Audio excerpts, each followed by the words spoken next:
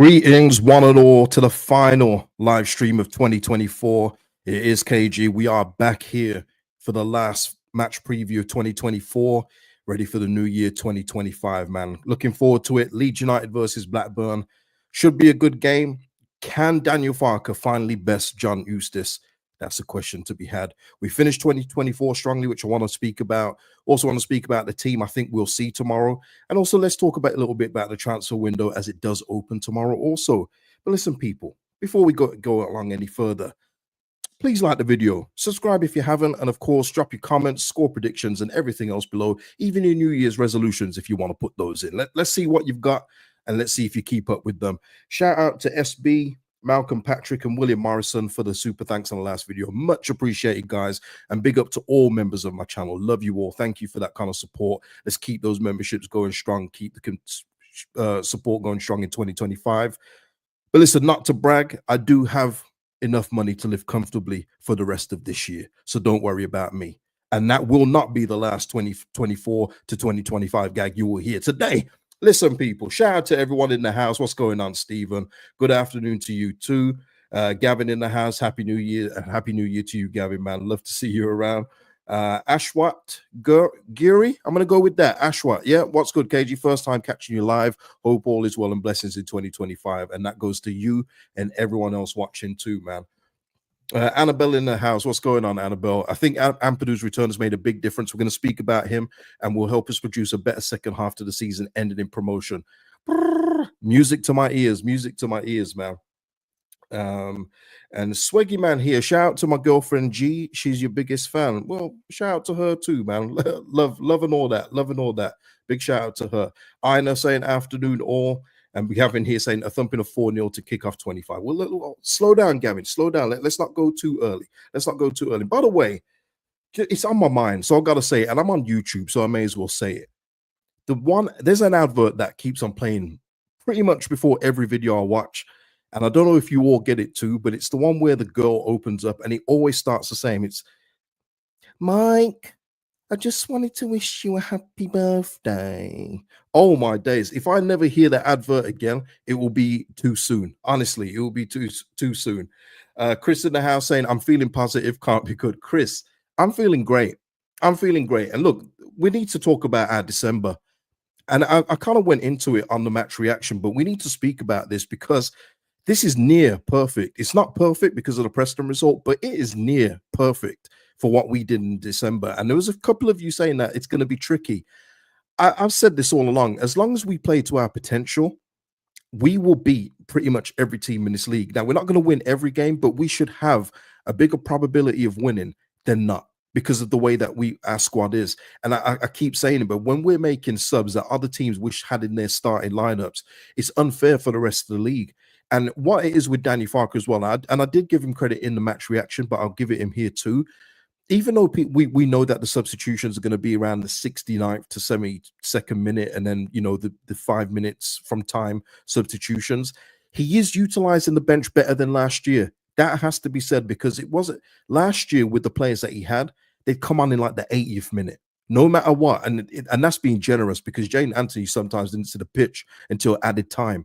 So he is utilizing the bench more, and he's also rotating more, which he can do with this squad because the squad is strong for this division, absolutely strong.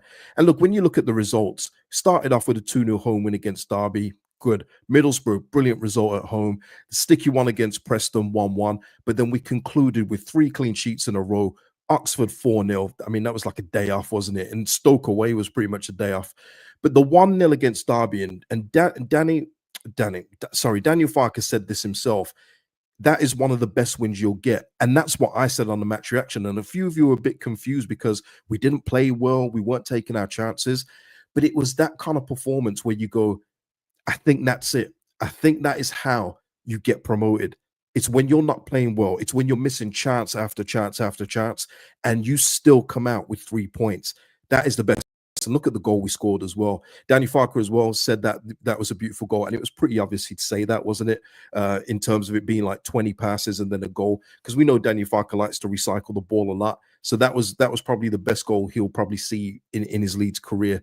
It was a brilliant goal though, absolutely brilliant. But just to say in terms of that, that result for me felt defining. Now, a few of you in the comments were saying, I'm not celebrating anything yet, don't get too excited.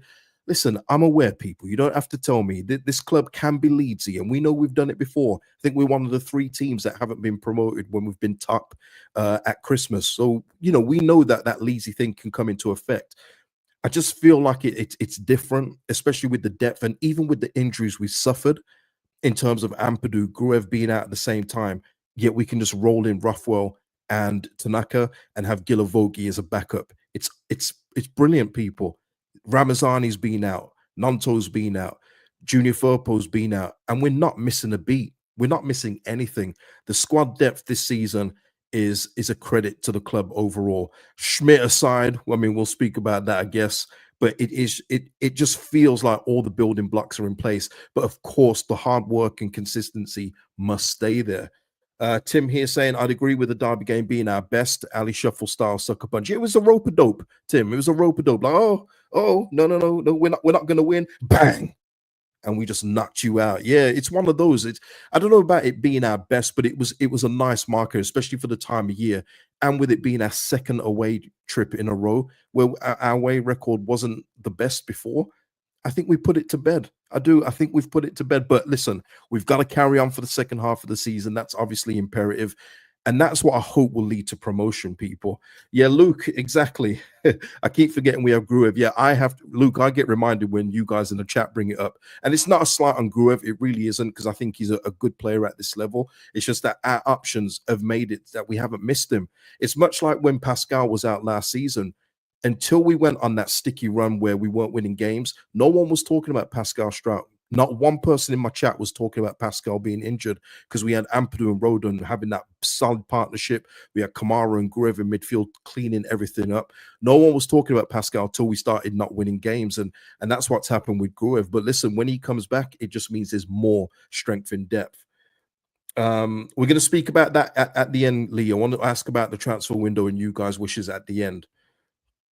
Calhoun LFC, Liverpool. There we go. KG, Happy New Year. Leeds are doing their thing. Hope to see you all soon in the Prem. Me too, man, because I tell you, man, the Prem has been so interesting this season.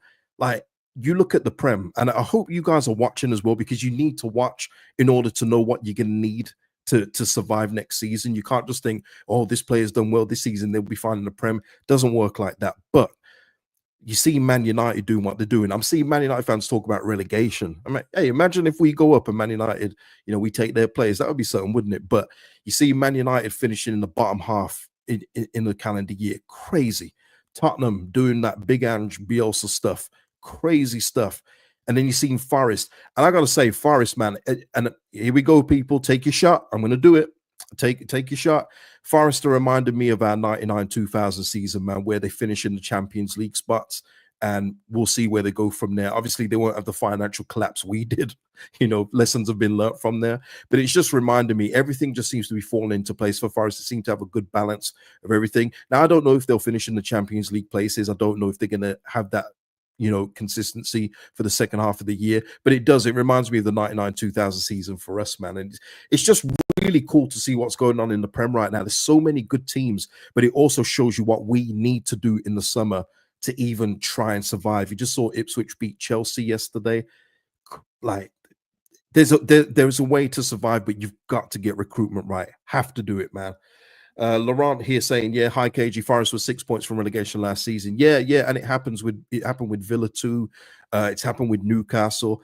It's just about getting those right pieces in. You have to do that. You can't be sentimental. You have to be ruthless, and you have to say, no, we need better in this position, and that's the way it's got to go. But yet, it just shows you, doesn't it? It doesn't mean that you have to be a steady Eddie like Crystal Palace, although I would take that for the first couple of years after our last Premier League stint. I would happily take it. But it just shows you that progress can be made. Yeah, and Man City is struggling. Yeah, Paul, Chris Wood is there, Michael Bridges. Yeah, honestly, there's just so many similarities. And shout out to Chris Wood, man. He's doing his thing in the Prem. Gotta say, I think he's up to 80 Prem goals. Fair play to him, man. He was right to leave us for Burnley all those years ago. But yeah, they're Michael Bridges. It is, honestly, there's just so many similarities. It's ridiculous, man. Getting like PTSD looking at that, just like flashbacks. Gavin here, Southampton Foxes, Man United going down. Tremendous. Carl here saying Leicester and Ipswich are stronger than last year, massively struggling. We need a lot when we go up, but got to get there. 100, Carl. I'm enjoying the now for a short while as we've had a lot of down times. Yeah, listen, you know me. The destination for me is the Premier League. Like all of these matches, just like I said last year, we had some great results last season, but it counted for nothing. You know, no one's going to look back at any of the results last year in 10 years' time going, hey, remember when we beat so-and-so for? No one cares because it amounted to nothing. And that's what we've got to make sure that we don't allow to happen this season. But the league is going exactly how I said it was at the start of the season. And I hate to be that guy that says, well, I'm right, but I am. I am right. The league is I was about to say something there. It's rubbish. It's rubbish. It's a rubbish league. And with the additions that we made, even with the players that we lost, I said at the start, our squad is more rounded. We're not going to be relying on a couple of players like we were last year, and we should be in a lot better position, especially with the teams that came down in Burnley, Sheffield United, and especially Luton Town. And it's all coming to fruition. Got to say, yep, Gavin, yeah, Rooney gone. I mean, well, say sacked. He say left by mutual consent, but I think he won one game in 23. Yeah. Listen, he doesn't need the jobs. I know he wants to try and make it work in management. Maybe he's going to have to go abroad or something to do something else because it ain't working over here for him. It's just not working. Let's have a look here. Ali here saying here, don't have to spend silly money, but recruitment's got to be spot on.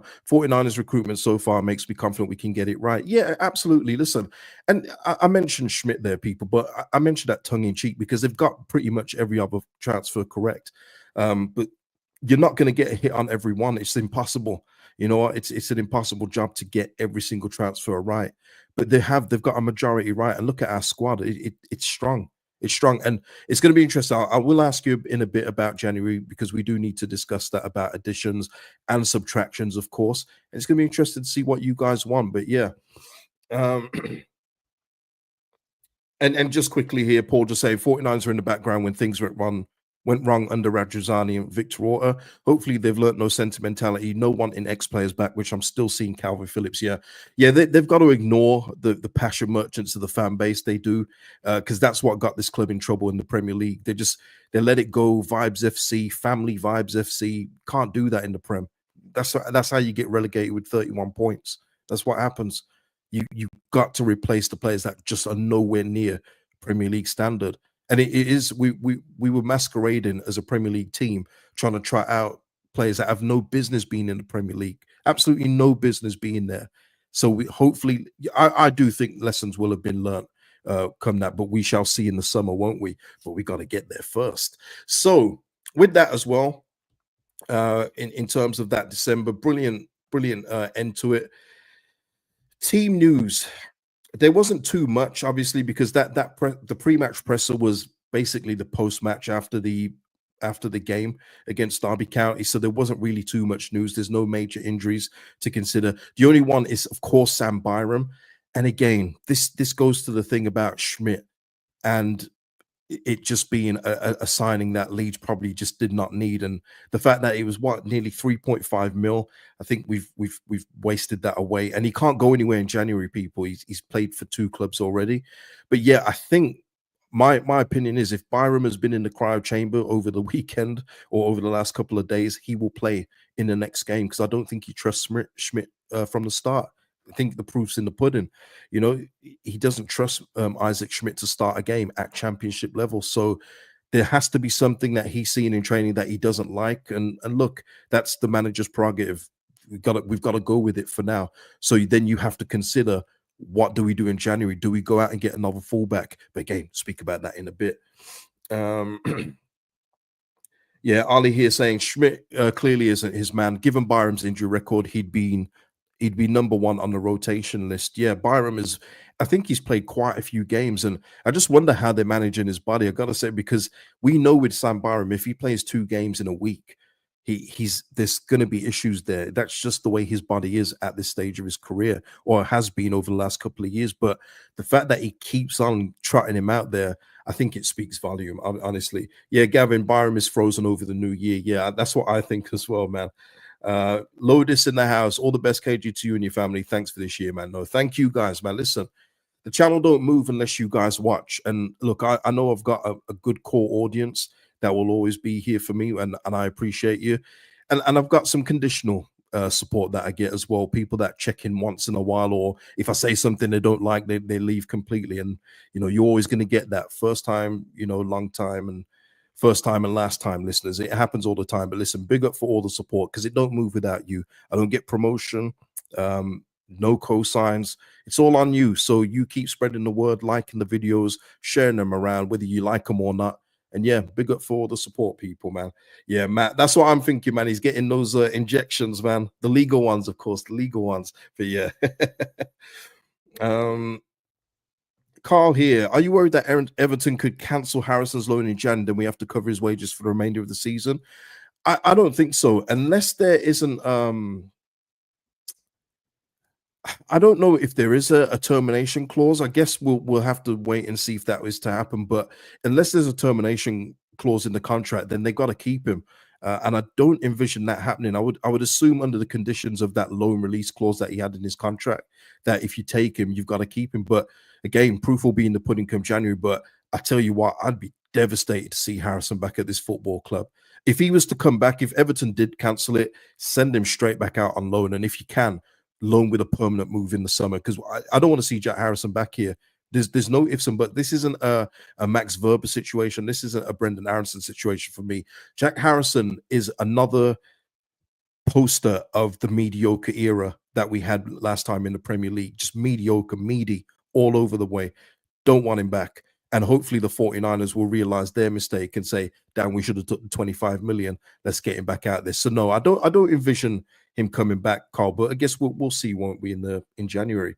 He doesn't even get. I don't know if he gets on the bench, Matt. I'm going to be real with you. I don't think he gets on the bench. I've seen it, Luke. They say the exact same things that a lot of us said about him. The thing is with Jack, he's another one. When he first came here, they looked like there was crazy potential with him. He looked like he could be that out-and-out winger that could probably get you double-figure goals, double-figure assists if he just kept on working at his craft, which he was doing. He'd do all the work in the summer. You'd see him go on different training stints out in New York and LA and everything else like that. But when it came to the crunch, he'd be good for 5 games in a row, and they make you think, damn, this player's good, and he'd go missing for 15. It's not even exaggeration, but that is him. That is him. He's not going to change at this point of his career. So you get what you get with Jack Harrison, and that is not what we need when we go back up. Let's have a look here. Yeah, big time, absolutely big time. Terrible error, but that's what they got to do in order to learn for the future, and that's what you got to hope for. But listen, Byram, in terms of that, Blackburn, let me just see here. Oh no, before we go on to, well, this goes on to Blackburn, but let's talk about this as well, because it is a bit of a mad one with John Eustace in terms of his record against Daniel Farke. I think he's won, correct me if I'm wrong, people, I think John Eustace has beaten Daniel Farke 1-0 the last 3 or 4 times. Okay, I could be wrong there. Correct me if I am wrong. But John Eustace, it's one of these things where it doesn't matter when you look at the Blackburn team sheet, and they've got a couple of good players. My guy Tyrese Dolan, who did that reverse pass for Sammy Schmadix last year that ended our home unbeaten run. They got a couple of good players. Todd Cantwell as well. Maybe he'll want to prove something again against Daniel Farke. But when you look at their team, this is a team we should be beating. But sometimes it's a manager, and I liken it to Russell Martin. Even though Southampton were a good team, he just had the beating of Daniel Farke, and sometimes that happens. But Daniel Farke's got to solve that tomorrow, because we got to keep on this good run. We can't start 2025 at home with anything but a win for me. And he's got to reverse this. Whatever John Eustace has got on him tactically, he's got to change the question. Yeah, they do, Sam. That's true. Blackburn do have a few injuries, and listen, their form coming into it has been a bit spotty. They just lost 1-0 to Hull, so they're not in the best spot. They were in better form just a few games ago, where they won like 6 in a row. Hasn't quite gone that way for them recently. And when you're coming up against us in the form that we're in, we should be taking care of these guys. Should be. Owen Beck, yeah, he's a decent player, decent. But listen, yeah, that squad in Birmingham's last season shows you how good he is. Yeah, Birmingham made a massive error. They were in the top six and they sacked him. I mean, anyway, and again, people saying about yeah, but you said about Daniel Farke, but we're not Birmingham City. You know, we're Leeds United. We should be top. We should have more than 51 points. But now, listen, 51 points by this stage. I think when we went up last time at this stage, we had 49. I think I heard 49 points or 48. So we're doing better than that point. So let's just keep this thing trucking, please. And Nige, we absolutely owe them one. Sick of Blackburn. They beat us this season as well, didn't they? They beat us at their ground. Sick of Blackburn. So yeah, we definitely owe them one. In terms of the team, uh, I'm going with what I think we're going to do tomorrow rather than what I would prefer. I'm going to go with what I think we're going to do with this one, okay? And I do think it's going to be this back five. I think Byram, unless Verba is magically fit, which I don't think he is, I think it's going to be Byram in that spot again. And if it is, yeah, Schmidt, I'm sorry, brother, but it might be time to send you down to like the under 21s or something, because we may need to get in more cover if it's going to be this way, because Byram can't keep doing this. Just not through his play, but he physically can't do this. You know, he shouldn't be doing this. So yeah, Byram for me comes back in. And this is what I think the midfield two will be tomorrow. Let me know what you think. I think it's going to be this.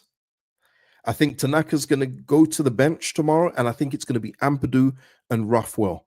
I think it's going to be those two in midfield. Rothwell, of course, against his former club. And I got to say as well, Ethan, I didn't downplay his performance, but got the numbers in terms of just how influential he was in the last game.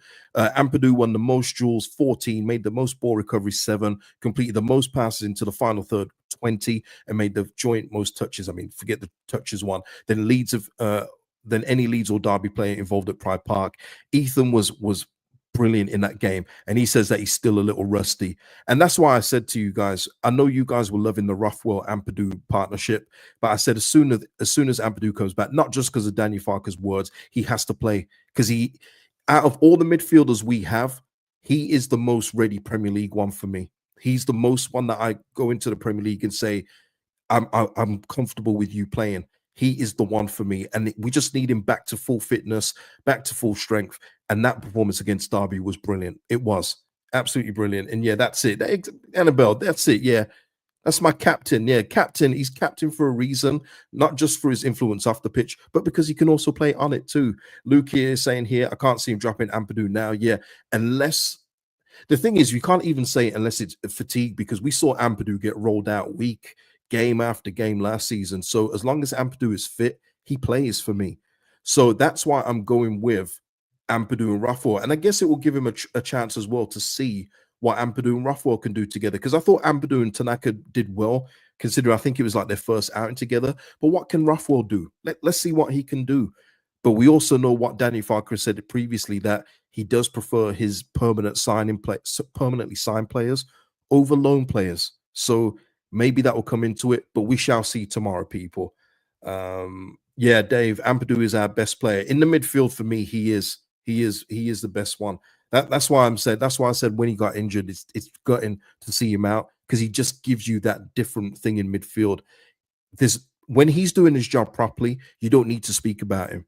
That's why earlier this season, when Gruev was actually outperforming Ampadu, it was a conversation, because he wasn't performing to those levels like he was last season. But against Derby, he was back to normal. That was Ampadu from before, and he still says there's more to come, which is scary for the rest of the league. Now, people, I don't think this is any surprise, but this is the front four for me. It has to go back to the previous front four from before the Derby game, just purely from form and their influence. Solomon comes back in off the left, easy cash money for me. Dan James comes back in after his rest. Aronson remains in the team. And just to quickly say as well, I'm Brendan Aronson. Just a couple of numbers for him. I know numbers don't say everything, but goals, and again, courtesy LUFC data, second in for goals in 7, chances created 37, successful final third passes 269, joint first, shots on target 18, second in the team. So Brendan here, that's his shirt, and that's why I say when we're talking about January, who's taking Brendan's place? But listen, James, Solomon, Aronson, and Peru comes back in up top. Has to come back in light of his numbers himself and his recent form. And for me, Peru's hungry. You know, Peru. There was another stat in terms of Peru, but his numbers in the time he's played is really good. People, it is. It's really good, whether it be from the bench or from the limited starts he had before. You know, when Joseph was starting. So yeah, this is it for me. Yeah, that's the team that I think it will be tomorrow. So let me know if you think it's anything differently. Yeah, Darren here saying chances created first. Yeah, yeah, he's up there, man. He's up there. Gavin here saying if Aronson took his clear-cut chance, his value would be 30 plus million. Yeah, listen, he's gonna have his like Dan James, people. He's gonna have his final third things that he needs to polish up. He needs to, clear up a bit. But he's effective at this level. And shout out to a couple of you as well that said, yeah, I was frustrated with him in the last game, and then he pops up with that beautiful finish. That's what he'll do. That's what he do. And it's like what I said about Jorginho last season, when so many of you were annoyed with him when he loses the ball like 13 times in a row. But then on that 14th time, he's going to get that ball, cut through two players, and set up Somerville for a goal. But Brendan Aronson will more than likely pop up with a goal or be heavily involved in a goal involvement in terms of the build-up, or whether it's the direct assist or the pre-assist. He's doing that. He's doing that. And Daniel Farke trusts him implicitly. That is his shirt. So even as long as he's fit, he plays. He plays, man. And Ali here saying, yeah, you can see he's growing in confidence. Absolutely, yeah. And even with the whole things with the fans, you can see he's still a little hesitant. He's having to be pushed by the players to go over and get the accolades and salutes from the fans. But it's kind of coming back a bit. I think even the fans that had a hard time forgiving him are coming around to him. But I said that when he comes back in, fans will forgive you as long as you're performing. And if you're scoring goals, they'll be singing American Boy again. And that's pretty much happened. That's pretty much what's happened, man. Yeah, he's been pardoned, man. He's been pardoned. And Dave, he's saying, we prove when we move the ball quickly, teams cannot cope with us. They can't. We're too much. We're too much. When we do our one-touch football, when we don't methodically move the ball around, teams can't cope with this talent that we have. And we just got to keep it going, people. Keep it going against this Blackburn team. So listen, let's go with score predictions. And if you can't get them in the live chat now, put them in the comments after, of course. I'm going to go with a tie. I think it's going to be a tight game. I'm going to go with a 2-1 Leeds victory. 2-1 Leeds victory. Let's get this Blackburn hoodoo over with. Let's get Daniel Farke to best John Eustace at last. And let's stay top of this league. Let's stay top of the league, man. Gavin, you said it before. You're still going with 4-0. I would love to see it, man. I'd absolutely love to see it. Ali going 1-0. Luke T going 2-1.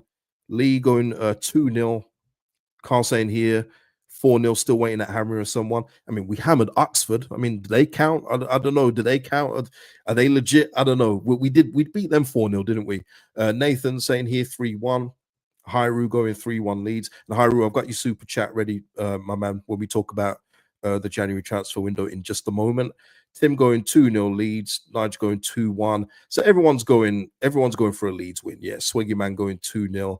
Michael here going 2-1. Yeah, Annabelle going 3-0. Yeah. So listen, if anyone thinks Blackburn will get a result, put it in the comments, of course. So, and just before we go on to the transfer window, our opponents, listen, 0-0 Burnley Middlesbrough the other day. We were the only team in the top 8 to win, which was absolutely glorious. What have they got tomorrow? Okay, Burnley have got Stoke City at home, but look at that again, another tough game for Sheffield United away at Sunderland. So we shall see. And Chris Wilder's already kind of crashing out a little. We're talking about his youth team on the bench. We'll see what Sheffield United do in this window. But yeah, let's just do our jobs and let's not have to worry about Burnley or Sheffield United or Sunderland. Let's do it. Let's go. Yeah, John, I love it, man. Listen, I've got to say, when we're in this kind of mode, because I know what people think with content creators, that we love negativity. I don't like when we lose games. I love coming on here when we're in a good space. Absolutely love it. And we're in the top 2 now. That's where I expect us to be. The only time I'm overly critical is when we're not, because I'm thinking, well, why aren't we in the top 2? How are we not in the top 2 with the squad we have? What's going wrong? So it's about now maintaining, the consistency, staying in the top 2 and getting back where we belong, people. The Premier League, they need Leeds United, and we need it too. Not gonna lie, we need it too. So, what have we got next? Transfer window, people. Let's go with that. Let me just close a few of these tabs here. You got so many things open. And Hyru here came in hot and heavy at the start of the stream, but he said, I'd like to see 4 additions: a 10 if Bamford leaves, a 9 to keep Aronson fresh, a left back, another centre back if Verba leaves, and I'd like to see a goalkeeper upgrade, but I don't think Melier leaves. Yeah, it's about what you want, Hyru, and thank you for that super chat, by the way. But it's also about what you think is going to happen. Now, I still want a new goalkeeper, but I don't see it happening. And plus, by the way, one of the goalkeepers I suggested to come in was Dubravka. He's recently started. I know Nick Pope's injured, but he's recently started like the last 3 or 4 games for Newcastle, kept a clean sheet in all of them. So he ain't coming nowhere near the championship, all right? He's not coming anywhere near here. But I think it's all about, for us, it's about not unsettling the team, because I think a lot of our players will be settled. And even if there was some kind of interest, and I don't know who would get this interest, I was more worried this time last year with Jorginho and Somerville than I am with any player that we've got currently. And listen, in the chat and in the comments, maybe you guys can come up with some suggestions of our key players that anybody would want to buy right now. I don't see any of them going unless we decide to move them on. I'm just trying to think. Dan James, I don't see him leaving. I don't see him going unless a Premier League team makes a ridiculous offer for him. I don't see it happening. Ampadu, maybe there'd be some clamor for him. I don't see him leaving. I just don't. Maybe Pascal Struijk could be one. Maybe that is one, and then maybe we move for a centre back. But again, I don't see him leaving before the summer if he is to leave. So I don't see any of the first teamers. This isn't like last January. I remember doing streams before the window opened thinking, God, I hope we keep Somerville, people. I hope we keep Jorginho. Please don't leave us. Don't leave us like this. But I don't see it. Matt saying Tanaka's already played for 2 clubs, Matt. So even if he is to leave, it will be in the summer. It won't be in January because he can't play for another club. Darren here saying Pascal might leave if someone like Spurs or Villa come in. Good point, Darren. If Tottenham come in, because we know they're depleted with injuries, and we know that Tottenham have been linked with him, but it's going to have to be a pretty good offer, because I've always said it before. When you're in the top 2, you're in the driving seat pretty much, because you're looking at it in a way of, okay, we're going to get 200 plus million in the summer. What sense does it make for us to lose this player for 15 or 20 million now, when we could sell him on in the summer and get promoted, or lose him now and lose a key part of our team? When you're flirting with the top 6, you're not in that much control. But when you're in the top 2, you do have a little bit more leverage, especially when it comes to the prices as well. So that's what I'm saying. I don't see anyone leaving. But so now it's about, what are we going to add, and who's going to leave out of the fringe players in order to make room, because we've got fringe players that do need to go. And obviously the 2 that come to mind for me straight away are Joe Gilhart and Patrick Bamford. I mean, the relief that would just have on the whole wage structure in order to bring players in would be magnificent, especially on the part of Bamford. I don't know if they're going to get moves. I don't know how you guys are feeling in regards to that. Verba is another one that keeps getting mentioned, but does his recent health, his recent struggles to stay fit, put off teams from even bidding for him? And then we would obviously have to replace Verba, because I do think, if we're talking positions we need, obviously goalkeeper for me would be number 1, but let's talk realistically. I think we need defensive cover, because we've always got injuries at fullback, and there's always the risk of suspension as well. So I think we do need some defensive cover, whether that be another fullback, because Schmidt is not trusted, and also another centre back, because even when we needed centre back to come in, Debye wasn't used. It was Ampadu that came in. So I don't know whether if Daniel Farke, we will move for a centre back, because Ampadu's here. Maybe uses Gilavogi in that position as well, because he can play centre back. But yeah, it would be nice to see some of that. A number 10, we're definitely light in that position. A number 10 is one, but what kind of number 10? What kind of number 10 when Aronson is the man? He is the man in Daniel Farke's eyes as well. So what kind of 10 are we talking? It's not a Buendia type. So what kind of 10 is it? Is it a backup one? Is it one on loan just to help out if Aronson does eventually need a rest? What kind of 10 are we talking? It's definitely different conversations from a Buendia to a young upstart that's coming in on loan, or maybe an experienced head that's coming here for like on loan for the last 6 months of the season. Definitely leave. Hyru asking here, if Ver believes, do you trust Gilavogi to fill that role, or would you sign someone? I preferably would sign somebody, Hyru, just purely on the basis of having a specialist centre back being playing centre back. You know what I mean? I would much prefer that and keep Gilavogi in the role that he's in right now, which is he's more off the field kind of influence, which is working wonders behind the scenes from what I hear as well. But yeah, I would much prefer to sign a centre back because I still think we're one centre back light now anyway. Because clearly with Debayo as well, they obviously had confidence in at the start of the season to roll with him after the window, but we haven't really seen him. We've seen him one substitute appearance, maybe two. So yeah, I would get in another centre back if possible. But that centre back's going to have to know their role. They're going to have to know that they're not going to start ahead of Strauch or Roden. It's just not going to happen. Carl here saying here, if I could pick one, an out and out number 9, someone to share the load and get us 12 to 15 goals. Damn, from January to the end of the season. But yo, who we signing here? Gyökeres. But yeah, I don't know where we find this one in this league and financial constraints. Yeah. One thing I always look at as well when it comes to January signings, especially when you're looking at going up to the Premier League, is who are you signing permanently? Because whoever you sign in permanently, you're going to hope can work with you in the Premier League, or you can easily move them on once you get promoted. And the problem is, though, when you sign players at the championship level and you're going for promotion, those players will always have that so much percentage wage increase when you get promoted. So even if you sign them, say, at 20,000 a week in January, they'll probably have it doubled or to some percentage come the summertime, which makes it a little bit harder to move them on. So that's why I'm always cautious about signing in January when you're trying to go up or when you've got a realistic chance of going up, because you may have to keep that player come the summertime as well, which is not always ideal.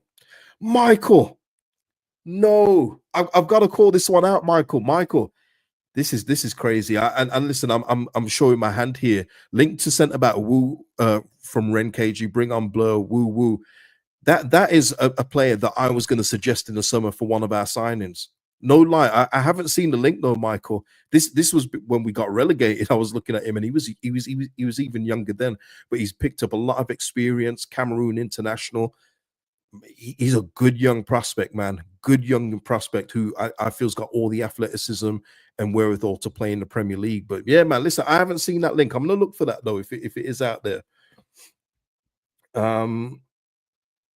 Let's have a look. Max here, though, saying it wouldn't be Gilavogi he'd put there. It would be Ampadu. He needs to stay in midfield. Yeah, for me, and Ampadu said that at the start of the season. I think people forget. Ampadu said that his best position is defensive midfield. And even Joe Roden in one of his interviews when he permanently signed said, yeah, Amps was good with me there, but he's a midfielder. And we need to keep that, people. Keep the players in the positions that they can play. Now, obviously, if it's impossible to sign a centre-back who wants to come in a backup role, then you have to make do with what you've got. You're going to have to. You don't just sign someone for the sake of it. That's something else I don't want to see. Don't just sign anyone just because we need to. It has to be the right signings. Yeah, Nida, that's pretty tremendous. I'll give you that. I'm very disappointed I didn't think of that. Ric Flair's favorite player. Yeah, woo woo. Yeah. Okay, Google search his name. There's an article with a link. Okay, I'll have a look. I'll have a look for that, man. Because Chris Wu is on my list, man. He's on my list for potential recruitments. That's pretty good, man. Ren are moving crazy, man. Not only Bryce Samber's coming back, but they're also bringing back oh man, who are they bringing back? Seko Fofana. Ren, I like what you're doing, Ren. You're gonna make me watch Liga and football again, because it hasn't been that good this season, not gonna lie. Hasn't been good.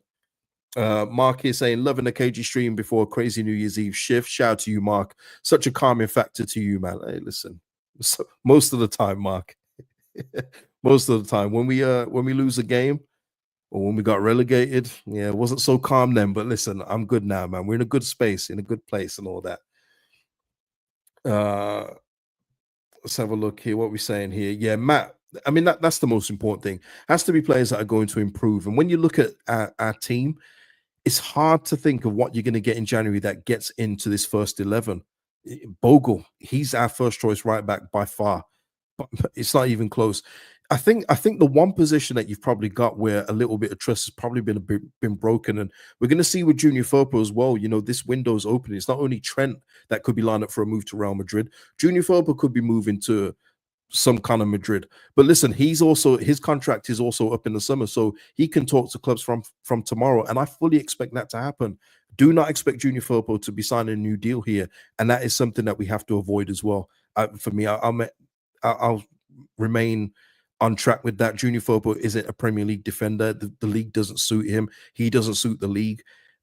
So yeah, I think he's going to be leaving in the summer, and maybe the left back spot is the one that is the most open. I think if Verba could have stayed fit, I think he'd make that position his own. I do. I think Verba, the way that he plays, I liken it to Gvardiol at Man City, being that centre back that plays at left back and can get forward and get you a goal. I think that is Max Verba, but he just can't stay fit, people. He just can't stay healthy. So I think maybe left back for me is a position that we look at come January. We shall see. Not so Real Madrid, I heard. Yeah. And Gavin here saying, I'm done with Firpo. And listen, I just want to say, Firpo, since we've been relegated, has been good in this division. Still been defensively spotty at times. He has. But he's been good for us in the Championship, but you can't get it confused with the Premier League, where we won't have 70% of the ball next season when we go up, where we'll be on the back foot a bit more, where we won't be being the most suppressed shots team in the division like we are right now. It's going to be completely different. He's going to actually have to defend, and that thought just scares me to death. I'm not going to lie. I just feel like if you're going to do that, we may as well not go up. One of those. So I hope that we do look in a different direction come the summertime, and I've got full confidence that we will. Michael here saying here, let me just get this here, Michael, before it goes. Buendia, who Farke knows well, could be a top addition to the Leeds United team. He would, Michael, absolutely would. The only thing is with that, Buendia would expect to play. He'd expect to play, and I just don't see him dropping Brendan Aronson for Buendia at this point in time. Sounds crazy. Sounds crazy to think, doesn't it, when you say that? That sounds like a nut statement. But I think he's got full trust in Brendan Aronson. I think Aronson's adapting even better to the league as the games go by. And Buendia would be coming down here, and he doesn't want to play Championship football, by the way. This is another thing that you got to consider. I speak to players that have got no interest in playing Championship football, even on loan. Not even interested. Not one bit. They don't want to come to this division. You'd have to basically rely on Daniel Farke's relationship with Buendia to say, please come down, and once we sign you, we'll get you permanently in the summer, and you can be with us in the Prem from next season. But players don't want to move to this division if they don't have to. And you can see why as well, people. You can see why. The football's horrible. But yeah, I don't see it happening. I think if you're going to get a 10 in, it's going to be of a different ilk. Striker, people. I know a lot of you talk about strikers. Let me just get a sip of drink.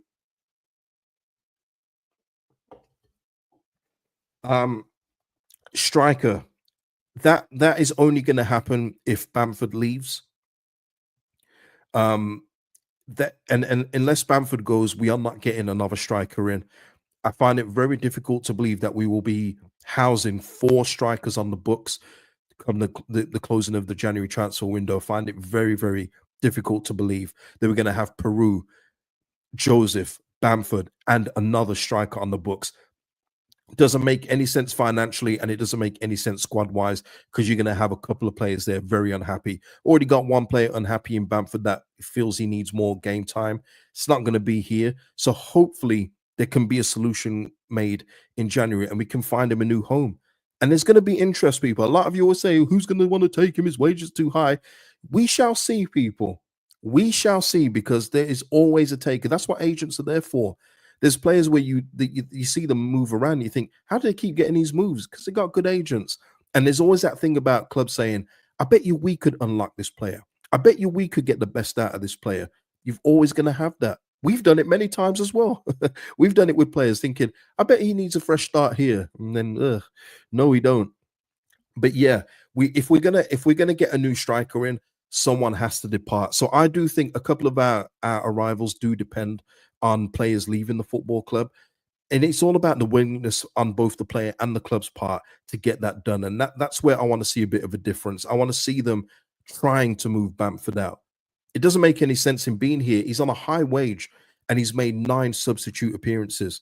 And I'm not going to say no goals, because I don't expect him to score when he starts games, let alone come on for 10 minutes in the last bits of games. So the asset isn't being utilized to its full what it's worth in terms of value wise. So let's try and move him on and get in an asset that we can use going forward. That's what I would say.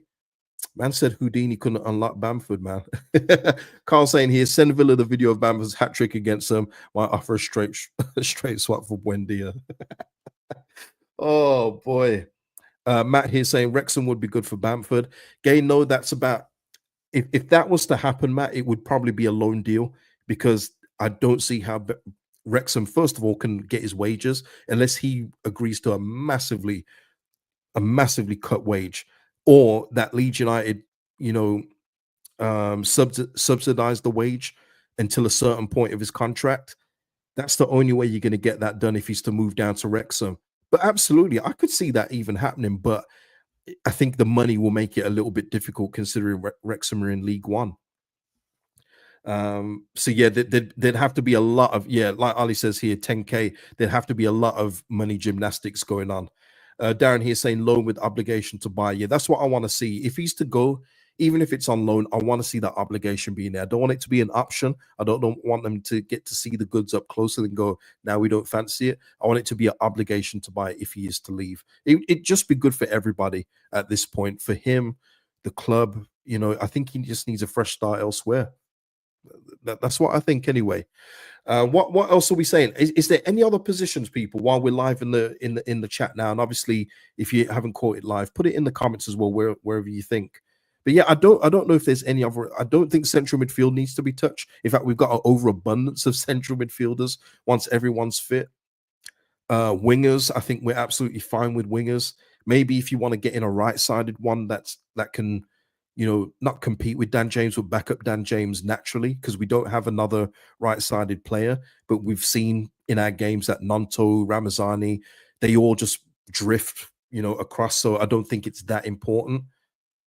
Yeah, I don't know. Ali here, are we expecting any money for Rasmus in Jan? Don't know if it's going to be in January, Ali, but I do think that Frankfurt will buy him permanently. If it's in January, great, but I think it's probably going to be more summertime. I think so anyway. Paul here saying sell Nanto, get Buendia. Yeah, I mean, look, that's the only way you're going to get someone like Buendia if one of our other, players leave. That's the only way you're going to get a player of that ilk to come down. And I don't see it happening. If Leeds United can pull it off, then awesome. But you even see now McAtee, who I've seen linked before, he's starting to get game time at Man City. Pep's been talking about him, playing more games for Man City. It's going to be tough. It's going to be tough, man. Max here saying here, I just don't see us doing anything in Jan. We shall see, Max. We shall see. One thing I will say from my standpoint, and some of you guys have been with me for a few years, but I've been talking about having deals done by time January comes around and the deal's done on the first day of the window. I don't have that urgency in this month. I don't, not even close. I feel like we're in good shape with the squad. I feel like we've got enough. We could do with strengthening. Of course, every team could do with that. But I feel like we're in a good position to go forward for the rest of the season, even with this squad that we've got now. I think it's more than good enough. More than good enough. So I'm not in an urgent place like I have been in the last couple of years where, no, we need a deal done by the first. No, not I'm much more calmer about this season, in terms of transfer business. But that's just me. That's just me. Yeah, I think a left back's important. I do too, Matt. Gavin saying I can only see one, and Tim also agrees with Gavin in bringing in one. Yeah. So there we are. Yeah, that's what I think as well. Yeah, Rasmus and Furpo, geez, yeah. Let's not even think about that one. Richard asking how long is Verba out for? No idea, Richard. I don't think there's any timeline on Verba, not that I've seen, because I keep thinking that he could be back for the next game, but apparently he's had a little thing with his knee again. So don't know how long he's going to be out for. Unless, like, people are saying that maybe he's saving himself for a move back to Germany or Salzburg, but I think he probably is injured. But yeah, but Gavin here saying all focus on Blackburn 3 points, and that is the main thing. That's how we will know what we're doing next summer in order what we're preparing for in terms of Premier League football. But yeah, I think that is it, people. I think that is it for this one. It's been a preview. It's been a transfer window preview as well. And yeah, I'll be back tomorrow. Listen, don't be sad, people. I don't want you to be sad, but I won't be seeing you till next year. Yeah, I know. I can hear you all laughing. It's all right. Throw tomatoes in the comments if you. I know they're corny. I know. But I'm worse than this when we hit past midnight. You don't want to hear me past midnight. I got these jokes for days. You know. Oh, I haven't showered since last year. You know, other things as well. You know that you can't say. I know corny stuff. And whenever anyone else says it, you go, ugh. But when you say it, you think it's funny, you know, one of those people. You know, one of those. I deserve it, Paul. Don't worry about it. Don't worry about it. But listen, people. I have still I've got the video link up for the match reaction tomorrow. So join me after the game tomorrow. We discuss the result against Blackburn for our first game in 2025. Guys, it's been a pleasure. Like the video before you go, and I'll see you in the next one, people. Peace out and happy new year to everyone. And all that stuff. Peace out.